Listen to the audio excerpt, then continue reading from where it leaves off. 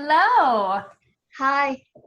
I am so excited to be able to sit down virtually with Caitlynn today, an incredible artist who's a sophomore at Lead. How are you doing today? Doing good. Good. Well, I'm going to ask you a few questions about your art, if that's okay, and we're just going to learn about you as an artist. You ready? hmm Okay. So your first question is, what has been your journey with art up until now? I've done art a lot growing up. Of course, it wasn't all good and all, but I've progressed in years and different techniques and self-taught. So I've gone from this childish art to what I consider my own style of how I self-taught myself, of course. Um, but I've developed definitely, and then going through different art classes, being taught different things, helped with my own style, figuring out what I'm good and what I'm not good at, what I should and what I shouldn't work at, and stuff like that. So So I have gone through many years of doing art up until this point, and I probably will continue art most likely. So. awesome. That kind of brings us to our next question is you mentioned like there's certain things that you're better at. What do you prefer for art? What kind of media or what kind of art do you like the best? Myself, I like doing more traditional art, but I love going and seeing like other people's art and digital art, seeing like, hey, I really want to learn how to do that. Even if I'm not that good at it, I want to learn how to do this well-drawn digital art. But for right now, I'm sticking with learning more proportions and basics traditionally, because that's what I'm used to and what I'm personally trained at. I love that. I do think the last sketchbook you turned in was digital though. So you're starting to dip your toes in the water, which is awesome. Mhm. Okay, so my next question is what inspires your art? A lot of times it's always like a thought of, hey, what can I do? What can I make something that's better than better than my previous one? What's something? Because my style, in a sense, my art style has changed a lot, and it's even in within 1 year, it's developed differently. Yeah. Excuse my Um, yawn, sorry. So a lot of times I'll go through these little like phases of different art style, and then the next one I'll have like this little short time that I don't draw. And when I come back, it's like I've improved off of that, or I've added something else to the previous style to make in my own mind make it look better. So there's a lot of old pieces that look one way, and then you look at another piece that's more recent, and you're like, these are by the same person? Like, I don't believe that.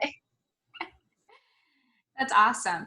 Also, I just realized you have a Bob Ross t-shirt on. Oh So yeah, I know. shout out to that. Okay, now I know I have most of your artwork from school, which everyone can go and check out on the featured artists page and find Caitlynn. But do you have anything there that you want to show off?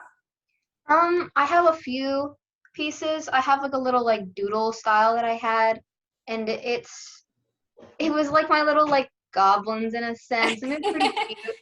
Um, then I have one of my more recent pieces. I have the paper version of it, as I made it one of my art pieces for our project, was the elf prince that I drew.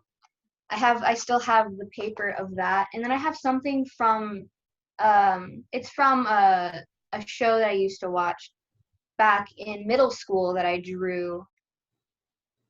What's that So show? That's awesome. it was called the Magnus's Bride. It was pretty cool. And then from a game that I got recently that I really hold dear to me, and a little side story from art, but I plan to cosplay the character when I get older.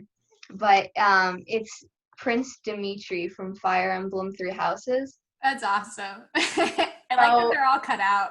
yeah, those are the ones that I keep in a pile of just all a bunch of art that I have. Okay, I just have one more question because I know you're busy.